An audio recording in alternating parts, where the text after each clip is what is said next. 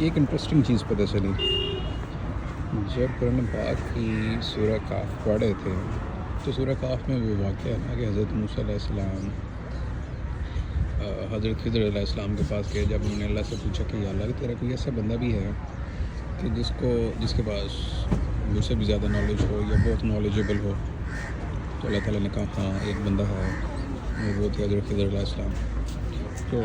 وہ چل پڑے، انہوں نے کہا چلے ملتے ہیں ان سے۔ آپ سین یہ ہوا کہ رستے میں انہوں نے مچھلی رکھی اور اپنے غلام کو کہا کہ غلام کہ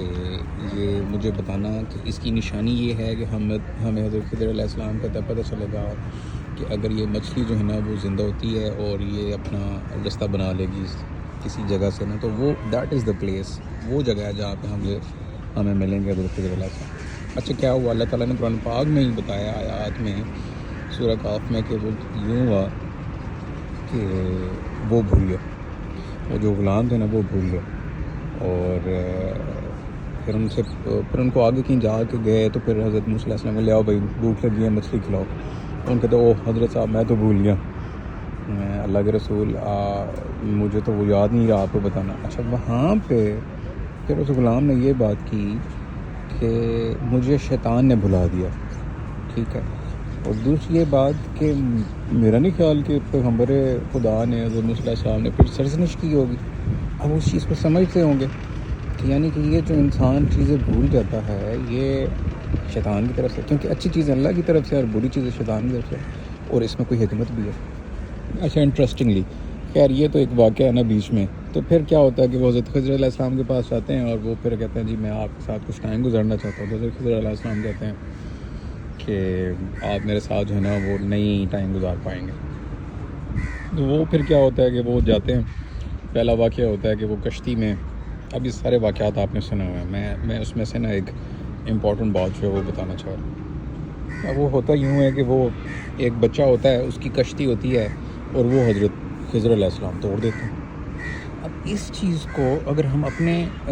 آپ کس کی نظر سے دیکھنا ہے، اس بچے کی نظر سے دیکھنا ہے یا کسی اس کی نظر سے کہ یار یہ کتنا ظالم بندہ ہے اور یہ بزرگ کیسے اس نے تو میری کشتی توڑ دی ہے۔ اب اس بندے کو حکمت نہیں پتہ، اور اللہ تعالیٰ نے اپنے بندے کو ایک حکمت دی ہوئی ہے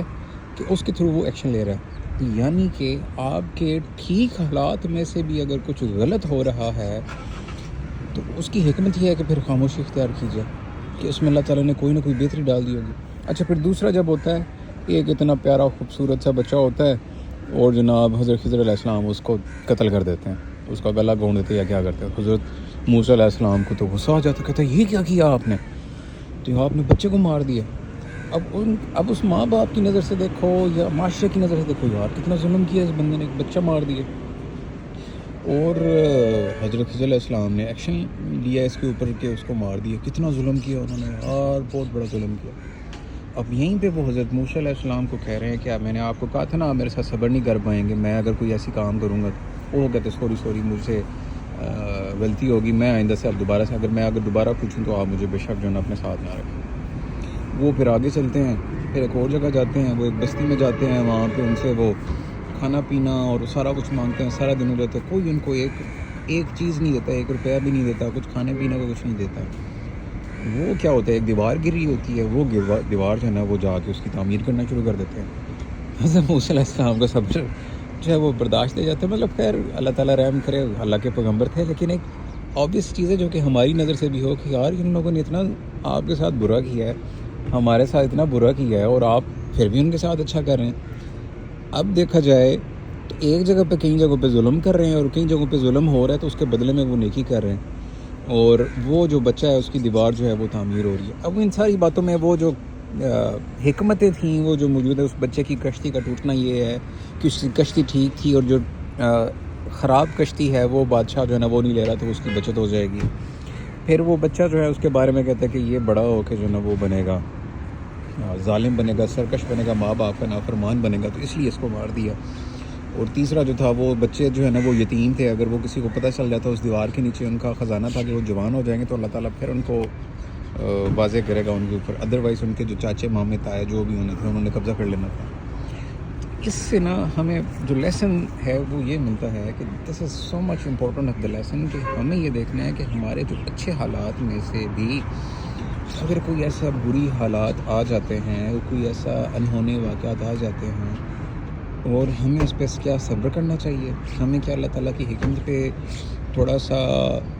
صبر کا مظاہرہ کرنا چاہیے، کیونکہ کچھ چیزوں کا ہمیں تو ایسا ہی ہے کہ بعد میں پتہ چلتا ہے، بہت جلدی ہمیں نہیں پتہ چلتا ان کا، یار یہ ٹھیک ہی ہوا تھا ہمارے لیے، یہ اچھا ہوا، یہ ہوا ہمارے ساتھ، یوں ہو گیا۔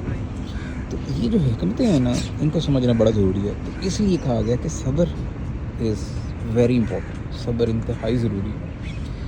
اللہ تعالیٰ نے کتنا زیادہ صبر کے اوپر زور دیا ہے، وتواصوا بالحق اور ہمیں ایک دوسرے کو صبر کی تلقین کرنے کا کہا گیا۔ دس از سو مچ امیزنگ۔ یہ واقعات سن کے سمجھ کے دیر آر انڈرسٹینڈنگ فار اس، یہ حکمت کی باتیں ہیں اور ہم اپنی زندگی گزار سکتے ہیں، ادروائز تو زندگی بڑی آسانی سے بڑے آرام سے گزر جانی ہے، اور ہم کتنے اربوں لوگ آئے، کتنے اربوں لوگ چلے گئے، لیکن کیا ہم نے اپنی ایگزسٹنس کو جسٹیفائی کیا ہے؟ ہم نے اس مقصد حیات کو سمجھا ہے کہ جو اللہ تعالیٰ نے ہمارے لیے بنایا ہے، اور ہم نے اس پہ عمل کرا کے اور ایک فوز الکبیر، ایک کامیابی فلاح جو ہے وہ ہم نے وہ حاصل کرنی ہے۔ جزاک اللہ۔